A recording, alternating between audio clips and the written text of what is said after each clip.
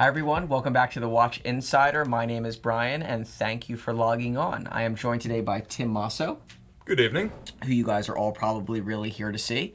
And we are starting the show a little bit early tonight, so we thank you for logging in. So we've got a great show tonight. We are doing a mono-branded episode focusing on, you probably guessed it, FP Journe. So we've got a lot of special pieces tonight, many of which you guys have probably never seen here on the show before, some possibly. And as always, we are here to answer any and all of your questions that you guys may have. Okay, guys, FP Journe, of course, a company not even in its 20th year just yet. A broad range of variations over the years, and that's really the focus of the show tonight. We're going to show you a lot of watches that are on paper the same model, but dramatically different in spec, materials, finish, and appearance, because there has been such a rapid learning curve and growth for this small and still young brand. Let's start with one of the earliest watches we've got on the table tonight. Let's go with the Octa Chrono. Perfect. So that's actually the earliest one that we have on the table, but we can come back to that one. Yeah, but the Octa Chrono is the craziest looking watch we've got. Yeah, so here you have FP Journe's first chronograph wristwatch, and this watch was actually eventually replaced by the Centigraph. So, here I actually have two examples here on the table. The first one here is the earlier example of the two. This one was produced, I believe it's 2002, Tim? Yeah, I believe this one, at least the case manufacturer, was 2002. There was a company out of Paris called Eleanor that made the cases for FP Journe right up to about 2008. So this one has the French as well as the Swiss hallmarks on it and the Eleanor maker's mark. You can see on the case back, one of the features I love so much about this watch is the combination of the rose gold guilloche cut barley corn winding mass over the original rhodium plated brass movement, and that's why I kind of wanted to go for this watch first, because it is the craziest looking thing with the combination of materials. Now, the brass movements went away around mid-2004. The Octa's first generation debuted between 2001 and 2003, and as Brian noted, it was 2007 with the arrival and establishment of the Centigraph that we saw the retirement of this, the original Octa Chrono. 5-day power reserve, it'll actually run for 7, so a bit of under-promising and over-delivering. One feature that folks forget about this watch is that though it was a modular chronograph, it featured the delightful refinement of a flyback mechanism, and this is something that was undersold at the time and scarcely remembered today. Three registers, two of them overlapping, the Grand Date, and if you just noticed, this year we regained the Journe chronograph with the date, missing in action for over a decade. Which do you prefer, the new mono pusher or the original Octa Chrono? I think that this is probably my favorite variation of the chronograph that he does. I think that the layout is, impeccably done. It's quintessential him.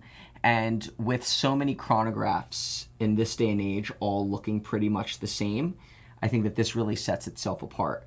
And, you look at the watch, you know that it's FP Journe. And, he really didn't make it for very long. And what I particularly like this combination. The rose was definitely the rarer of the two between this and platinum back when he was making these watches. And rose was actually probably one of the rarest examples. Another quality about this watch that we've lost on some of the newer watches is the incredibly thick varnish applied to the gold dial base. It results in something that's almost like a shimmering, simmering metallic salmon.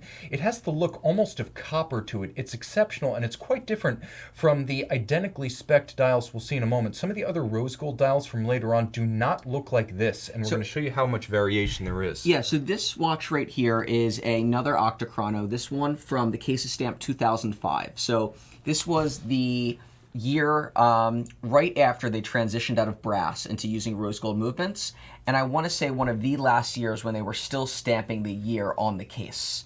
And what's amazing about this watch is that for all intents and purposes, this is the same watch if you were to order it as the watch that you just saw.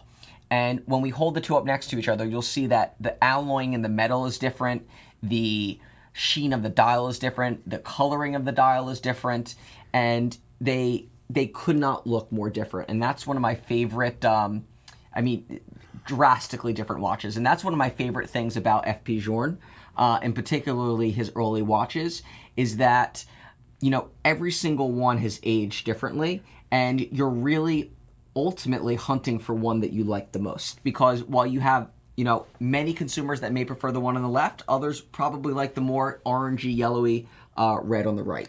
I'll also say this, if you're wondering about the difference between a brass Journe movement and the rose gold, this was a change that was made over the course of 2004. When Brian talks about the stamping of the date of case manufacture or the year of case manufacture on the case, it was indeed 2005, the year of the rose gold movement right here, that was the final one for the stamp of the age of the case. So it became more difficult to simply gauge the age of the watch by the stamp of the case. You'll note how different rhodium plated brass looks, because brass is golden by nature, but what you're looking at is the silver sheen of the rhodium that's placed atop the brass in Swiss watch manufacture to prevent corrosion and oxidation. You could see the gold movement, which by the way by itself weighs as much as a substantial watch, gives it a completely different look. It almost seems to blend seamlessly into the case and the rotor. That's why I like the contrast of the early Octas with the brass movement between the rose gold of the rotor and the rhodium of the bridges and plates. It's a gorgeous look, but it's also quite distinctive of the earlier watches. And because it is such a small manufacturer, and back in those days, if Journe made 650 watches last year, it was more like 200, 300 a year back then. There were variations in the watches in terms of the way they came together. Little things like the finishing used on dials, or the execution of the case by the small case maker outside of Paris that made these things, lead to differences in colorations, reflectivity, texture. In fact, with the varnish, oftentimes you get the impression that the print on the dial is floating above the dial rather than actually sitting on it. So they're very individual. You can subdivide eras of Journe production by colors, textures, reflectivity, things like that. JBO Surf has a quick question. Yeah. Why is the winding mass slightly off-center?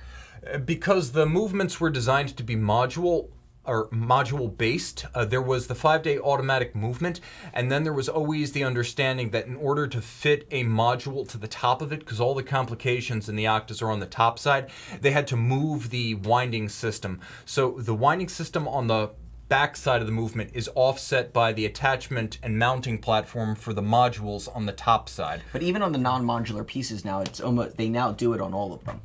Yeah, the like 13, on the Reserve de Marches, they now have the off-center rotor on pretty the much all the watches. 1300 is designed to be modular, so whether there's a modular there or not, the space has been made for it. Gotcha. So, but it's an interesting, I don't even want to call it a quirk, but it's definitely something that a lot of, consumers that are purchasing the watches do pick up on. Hi, everybody, and please keep the questions coming. We're going to dive more into the watches on the table. So following that, why don't we talk a little bit about the Centigraph, which came out right after, which I have one here on the table. So I'm going to have to wind this if we have... I just wound it. Perfect. So, the Centigraph has been released in many different variations. From the sport line, you've got the aluminum Centigraph, you've got the titanium Centigraph, you've got Centigraphs that were done in rose gold, Centigraphs that were done in platinum, Centigraphs that were done in with the Ferrari red dial, the titanium Tokyo Boutique Edition Centigraph. Yes. So it's definitely a more modernized piece that became a core part of the collection that has been changed well over time. What so fascinated me about this particular example was just the sheer combination, the platinum with the salmon dial and then that strap joist. I think that this just looks unlike any other Centigraph I had seen, and it's a interesting combination. They had only done that salmon color dial for a few years, and I just think that it was a very interesting choice to put it together this way, and not one that you see very often. I'm willing to bet you probably less than 20 of this watch had ever been produced. It's an impressive piece for a couple of reasons. First, and I'm going to turn it over because this is where the story starts, it's the movement architecture that really gets me here. Look at the orientation of the barrel. It's right at the center of the movement. The barrel is usually scrolled off to a corner of the caliber in a less prominent position, but it's the primacy of the barrel that gives you a clue as to how the watch actually works. The barrel has an arbor, and then at its periphery it has teeth. And the displays that you see are driven separately. One, the arbor, drives the chronograph complications, and the toothed edge of the barrel drives the time of day. So you actually have the arbor, which is like the staff or the axle, driving the chronograph, and then you have the edge of the barrel turning the hands at center that display the hours and the minutes. And by this, FP Journe ensures that there is no reduction of amplitude at the balance when you start the chronograph. There's no loss. All you do lose is power reserve. It goes from 80 hours to 24 hours. There's a little bit more going on here too, because you have 3 separate dials. One of them is the flying second. It can count as little as 1/100th of a second. It can stop at any one of 100 points in its circulation, and it makes 1 circuit per second. There's a 20-second register right next to it, and then at the base there's a 10-minute register. That's the largest register on the Suntograph. Well, what does all that do? It allows you to gauge the speed of something going incredibly quickly, up to 36,000 kilometers per hour, or as slow as 6. That's why you have those 3 scales and 3 separate tacks. Separately, you have that gorgeous rose base and then the white gold bezel for those triple registers. You could almost lose the hands at center and forget that this watch also tells you the time of day. The patented rocker system for starting, resuming, stopping, and resetting gives you the low profile of a mono pusher, but the functionality of a twin pusher. And of course, we're talking a platinum case with a gold movement, so it weighs a ton. Yeah, answering Matt Forster, Brian, have you seen a Salmon chronometer Optimum? So I've definitely seen an Optimum in rose gold with a Salmon dial. I can't really remember seeing a platinum with a Salmon, so I don't know if they've made that combination or if that combination was an option, but I think it would be, you know, an absolutely killer watch in platinum. And interestingly enough, Salmon has made a big comeback within the industry. You know, I think the biggest watch being talked about is the 5270 Platinum Salmon, but the color happens to be a dial choice that FP Journe has been utilizing for a long period of time. Other great Salmon watches that you can go for, there is an old Breguet Type 20 Salmon dial from the early 2000s. I want to say 90 pieces in 2003. That's a really stunning piece in platinum with Patek Salmon dial. 5035 with a Salmon dial. The first of the 5124s too. The first one that came out had Breguet numerals in the Salmon, and that's an underappreciated watch, I think. Yeah. Interestingly enough, I'm blanking. My Resonance is an early one that actually the color of the dial turns salmon over time. So it's interesting how some of these grew probably darker, and then some ended up just getting lighter and changing. So yeah. This is the oldest watch on the table tonight. This one has a case stamp of 2001. Remember, Journe started making watches under his own name in 1999. So you're looking at a very early Resonance. It's got all of the hallmarks of the period. This is one of the earliest we've actually had. And it is a gorgeous piece. You can see it has that shimmering, almost luminescent rose gold dial. Very similar to the O2 piece we have right definitely. here. Let's show those side by side so you can see how the rose gold dial used to be back in the day. You can see it's darker, but at the same time it has more of a metallic quality to it. So the way it interacts with light and reflects is a bit more like a polished surface, and you can really see on the Resonance just how much the text of the dial seems to float above the dial on top of the varnish. That's really where you get that effect, and it's dramatic, it's three-dimensional, it's almost holographic. It's the same quality you'll see on an early Journe tourbillon. The Resonance is an interesting piece because it's so often misunderstood. People think it's a dual time, and it is that. You can set the two faces separately, but the real purpose, and here we go, brass movement era to the max. You actually have 2 powertrains, 2 barrels under twin ratchet wheels, wound and set with the same crown, and then you have 2 separate balance assemblies. And there is a rack and pinion at center. That little gold screw turns, as the pinion, a rack that adjusts this balance on this side in or out, closer or farther away, to maximize the resonance effect. It's the parasitic loss due to friction that causes the energies of one balance to emanate outward, and that loss of energy interacts with the other balance, helping to slow it when it's too fast or speed it up when it's too slow. The interaction of the balance against balance is based on the Anti-Janvier system with pendulums in clocks from the 18th century. So that's where this principle comes from. Journe's third ever watch, a pocket watch, was an attempt at a resonance. It didn't work, and he spent the next 25 years working on a system that would be functional and portable in a wristwatch format, and that's exactly what you have here. Now, there's another crown that's located at what would conventionally be 4 o'clock on the dial, and that's your sync crown, because it takes about 10 minutes for the resonance effect to gain purchase on those balances, so the seconds may be out of step. There's a reset trigger at 4 o'clock. Once resonance takes effect, you can reset and resynchronize, and then they stay put. So, this and his early tourbillons are probably the 2 watches that are most synonymous with the brand at this point. And I think that when anybody asks me, if I really want to dive into Journe, and I want to get into an early watch, what are the pieces that I should be looking at, or what are the pieces that I should have? And the first two that I always say is one of his early tourbillons and one of his early resonances, because I really believe that those are going to be, over time, the most collectible watches that he has produced, and they're quickly getting eaten up in the market. Let's hit two monsters that we've got. They're very different. One is big, ruthenium coated, limited edition, and the other is limited by production capacity. Right. So let's start with the. We'll keep in line with the resonance, and we'll go with the ruthenium resonance. So we've had ruthenium watches on the show before. The ruthenium series was done in 2003, 2004, and there were several references, each of them made in 99 pieces, and what made them the ruthenium pieces is that rather than the rhodium-plated brass, you had the brass but ruthenium-coated across the movement. with a ruthenium dial. And, that's correct, the ruthenium dial, and many of these were larger than the standard watches. For instance, the only way you can get a Generation 1 tourbillon in 40 millimeters is to go ruthenium.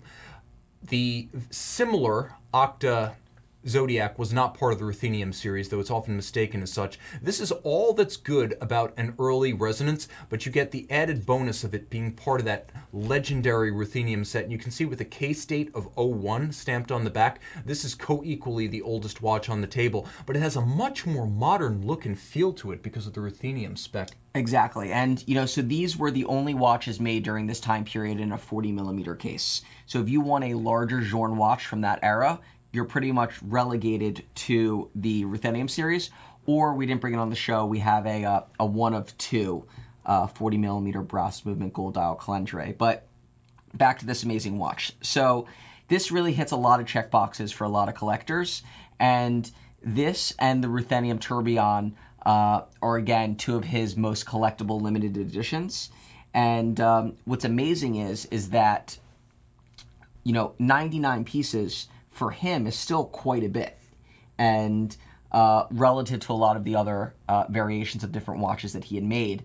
And even at 99, you would be hard-pressed to find any of these available in the world. And if you want the brass ring, collect the set. I don't even think we're that ambitious, and we probably own more vintage and rare Journe than anyone else. No, we purchased the Journe. set. We have the set? We purchased the set. Give us a call. Give us a call. Okay, so now, arguably, the iconic watch amazing. Of recent Journe. I think you could say that the resonance and the tourbillon are the pillars of the brand. But if you ask people what's the best known and most desirable Journe of the moment, I think most folks would name the same watch. Chronometra Blue. That's right.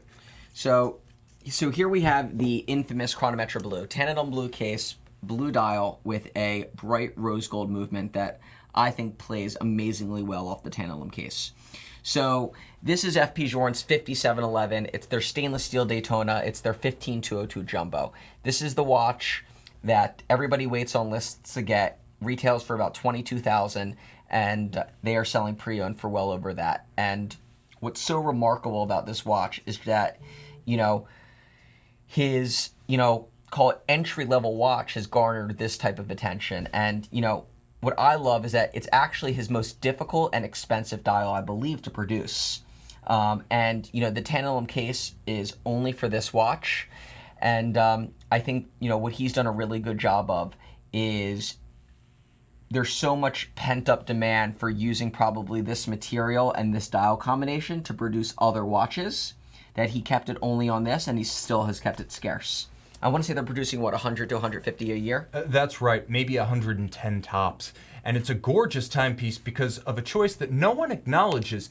It's the cream coloration of the dial print in the hands that really makes this dial pop. The contrast between that and the translucent blue base is so dramatic that everything on this dial appears to be floating suspended in space. It's almost like a hologram, and it's hard to describe because the base of it is a almost black polished metal, and then the material itself is a translucent blue lacquer that's applied on top. That's a very nutshell version of how it's made. Believe me, there's a lot more nuance to it. I'm not giving anything away, but that's what you're actually looking at. Turn it all over, and the movement is just as intriguing because you have twin mainspring barrels connected by, well, apparently nothing to the beating, balance, and escapement. Journe runs the drivetrain of the caliber underneath the dial side of the watch, so you see this beautiful open barleycorn engraved channel. Rather than an actual drivetrain, you can see the escapement and you can see the power source, but you can't see the transmission mechanism. And look at the triple finishing. Côte de Genève across the bridges, the barleycorn or Grand Doge across the channel between the barrels and the balance, and then there's an even micro perlage beneath the balance itself. So even in detail, the Chronomet Bleu is impressive. And if you're wondering, can a watch that is not COSC certified legitimately bear the label Chronomet? Well, I've tested one and it ran between 1 and 2 seconds per day. So the answer is yeah. We have a quick question from Hein Rising. If FP Journe makes so few watches, how does Watchbox have so many of them? So it's a good question. It's actually one that we get quite often. And honestly, it's because we're just very active in the FP Journe marketplace. We've been buying and amassing them for years now. We're probably one of the only players in the world that really supports the FP Journe market and is willing to stock the pieces. And, you know, we've been putting them away. We've been releasing them slowly over time, particularly the special ones.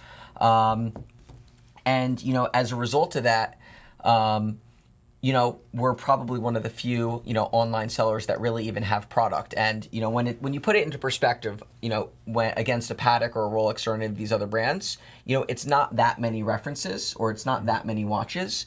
But, you know, for FP Journe, you're right. I mean, we do have probably 80 to 90% of the available FP Journe markets watches that are available for sale.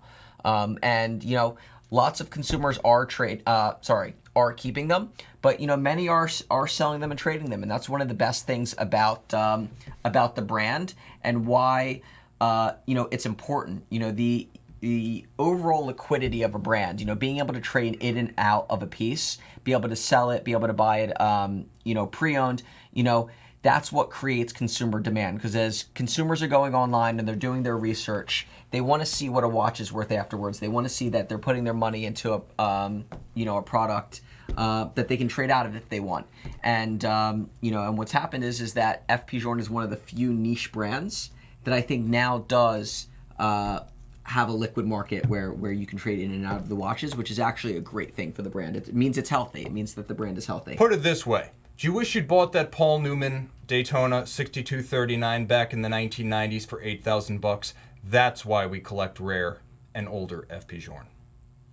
Okay, guys, thank you so much for joining us. He did actually an interesting, a very interesting video where he talked about when the founder of Ferrari sold the piece of the company to Fiat, and talked all about how would this influence the brand for the future. And it was interesting because he was drawing the parallels to his own decision to sell 20% to Chanel, and it really talked about how there was the you know, the era in which, you know, he was doing everything, to the era afterwards, and then eventually the era after he died. And, you know, you still see Ferrari flourishing bigger than it's ever been, but now the most collectible cars are the ones from before.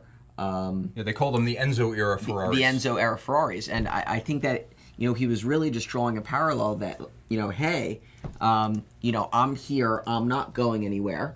You know, you've got your Enzo era FP Journes now. You know, and I'd say those are probably like your brass movement watches. Your brass movement pieces. And then, you know, eventually, you know, the brand will go off in a new and exciting direction. But, you know, I think that it was really sort of just saying that the brand is here to stay and it's not going anywhere now. And by the way, guys, if you're wondering what might be the next FP Journe in terms of collector esteem, I want to show you a watch from a brand that only makes spaceships for your wrist. Take that. Richard Mille, you've got a racing machine for the wrist. De Bethune has a spaceship. This is the DB28Z, a 2018 model with fired blue, titanium hour track, and applied spherical white gold hour indices. 6-day power reserve, manual wind, triple parachute shock protection, and a black polished central bridge over the double barrels. Floating lugs, spring-loaded, as good as it gets from a company that makes 150 watches a year. Denis Flageolet. Watch out, FP Journe. Remember that name. So, a couple of comments coming in the chat regarding about, Chanel's, investment. And, I'm okay with it. Again, I would say, we knew about it from the very beginning. There had been hints of it going on for a while.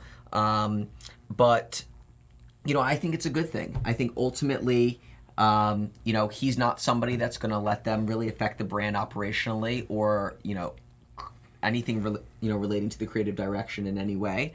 I think that financially it made sense. It gave strength to the brand. It allows them to do projects and things that they may not have done before. Just the overall development of new movements. Who knows? And I actually think that there are certain areas where it could be cool. Like the Ladies Elegante would be a cool Chanel watch. That is an example of a watch that I really do think having Chanel on the dial and that watch available at Chanel increases the call it the watchmaking prowess of Chanel as far as their ladies' watches go. And it actually makes the FP Journe Elegante watches more chic. Also consider this, guys. Chanel has been a major stakeholder in Romain Gaultier for half a decade. Do you like what Gaultier makes? Yeah, I thought so. Consider this. An Elegant with a black ceramic case from G&F Chatelaine, Chanel's case maker, and a collaboration between FP Journe and Romain Gaultier. Sound good? I think so. No, I mean, I think that it puts them on very good footing, and if I'm a collector or purchaser of FP Journe, I think that it's actually a very good sign of what's to come. Guys, thank you so much for joining us tonight. This was a crisp show. We don't do many mono-brand episodes here on Watch Insider, but I have to say this worked out really well. Let us know in the comments below this video after it posts what mono-brand shows you would like Brian and myself to present on this program.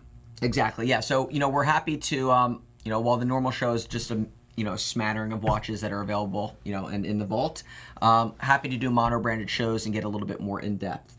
We've got one more watch on the table. Definitely. It's a watch that we actually had last week, but I felt prudent to bring it out again. So here we have the Octa Sport in aluminum, and again, every time I come across this watch, I just think about all the the calls that are going out right now for Aquanauts and Royal Oaks and Nautiluses, and I just think that this is such a cool watch that's under the radar that.